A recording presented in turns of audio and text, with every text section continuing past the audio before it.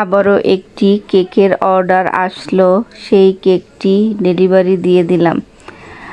আর যেই কেকটি অর্ডার দিয়েছে ওনার husband France থেকে আসবে, তাই এই কেকটি উনি আমার কাছে অর্ডার দিয়ে গিয়েছে। কারণ দোকানের কেক অনেক অস্বাস্থ্যকর হয়, আর বাসার হোমমেড কেক অনেক স্বাস্থ্য সচেতন হয়, এই কারণে বাসার কেকগুলাই মানুষ খায় বেশি। আর এই কেকটি আমার 1 পাউন্ডের একটু বেশি ছিল।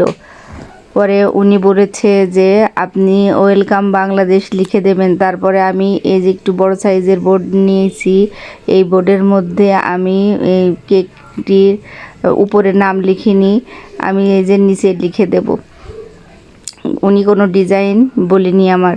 পরে আমার নিজের মনের থেকে আমি একটু সিম্পলের মধ্যে রাখার চেষ্টা করেছি কেকটা। পরে আমার আরও অনেক কাজ থাকে, সংসারের অনেক কাজ থাকে।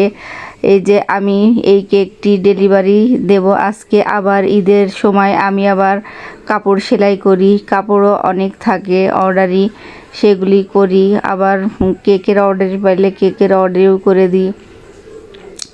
দেখুন কত সুন্দর হয়েছে কেকটি। আর বাসার কেক সবসময়ই ভালো হয়। পরে এই যে এর মধ্যে আবার 1 বল আমি কাপড় কাটিং করলাম। আবার বাচ্চাদের কিছু ড্রেস তৈরি করেছি, এক কাস্টমার বানাতে দিয়ে গিয়েছে, সেই ড্রেসগুলো সব রেডি করলাম। এখন উনি নিতে আসবে। আজকে সারাদিন আমি এই কাজগুলোই করেছি, কারণ এখন আমি কেকের অর্ডারই বেশি একটা নিই না। অনেক কেকের প্রোডাক্টের অনেক দাম বেশি বেড়ে গিয়েছে, এই কারণে আমার এখন আর কেক বানাতে মনে চায় না। অনেক কাস্টমার এসে বলে, অনেকে 500-600 টাকাও পাউন্ড দেয়, আপনি কেন দেবেন না?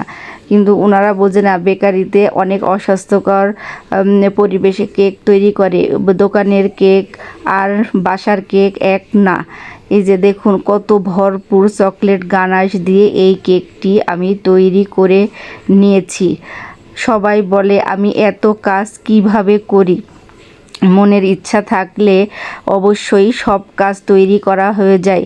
এর মধ্যে আমি আরেক সেট সালোয়ার কামিজও বানিয়ে নিয়েছি, কারণ এখন ঈদের সময়, আর কয়েকদিন পর কোরবানির ঈদ। সবাই আমার কাছে কাপড় চোপড় বানাতে দিয়ে গিয়েছে, এখন আমি এই ড্রেসটিও সেলাই করে নিয়েছি।